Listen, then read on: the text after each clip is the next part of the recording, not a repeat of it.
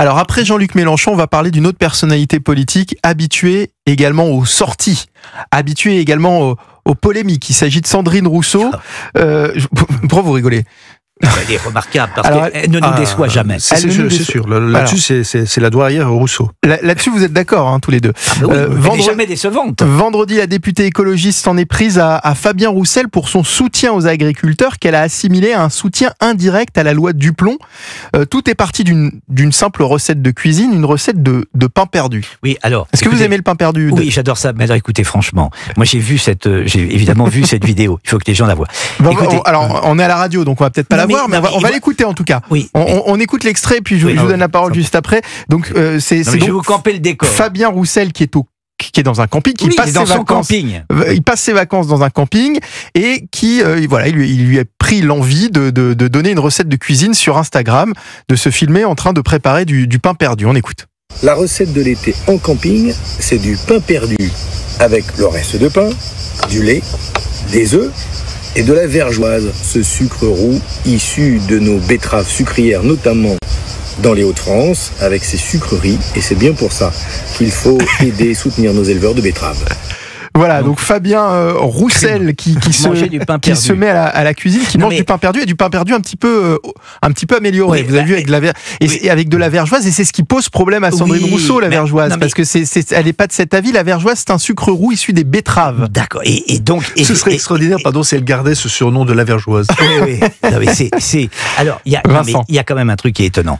Écoutez, vous voyez où nous en sommes. Bon, François Mitterrand a mis une bombe sur le Parti communiste. Monsieur Mélenchon a mis une bombe nucléaire sur le Parti communiste. Bon, il reste plus grand monde au Parti communiste, même à l'humanité. Maintenant, ils sont LFistes comme c'est pas permis. Bon, ils sont atteints de mélenchonisme.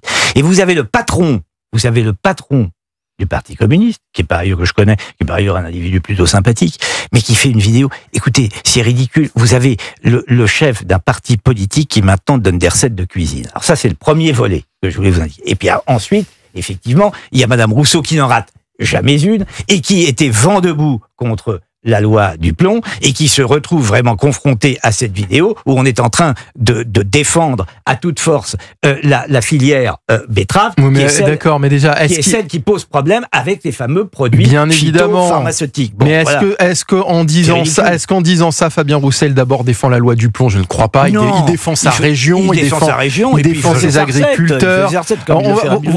Voici ce qu'elle dit précisément, Sandrine Rousseau. Fabien Roussel, avec sa recette de pain perdu, fait un soutien discret et indirect à la loi Duplon et aux betteraviers industriels.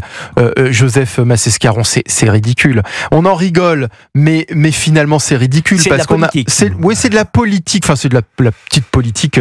C'est de la comment on dit, de la popole. Voilà, c'est de la popole. Mais vous avez remarqué qu'elle aime bien, Madame Rousseau, en général, nous dire ce que nous devons avoir dans notre assiette. Non, mais elle aime surtout. Elle aime pas surtout les gens qui pensent pas comme elle. C'est ça le problème. Très très souvent, elle aime parler de ce qu'il y a dans nos assiettes. Oui. Et elle aime, faites allusion au barbecue. Et elle aime, oui bien sûr, le barbecue. Et elle aime en particulier nous décourager de manger ce qu'il nous plaît. Oui. Voilà. C'est il y a une phrase célèbre du poète William Blake qui dit de même que les vers que les vers déposent leurs œufs sur les plus belles feuilles, les clercs déposent leurs interdits sur nos plus belles joies. Et ben c'est toujours comme ça avec Madame Rousseau. Oui.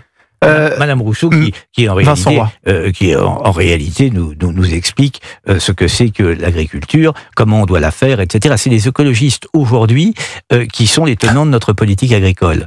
C'est quand même un comble, non ? Oui, mais bien sûr. L'écologie politique étant, de ce point de vue, une véritable imposture.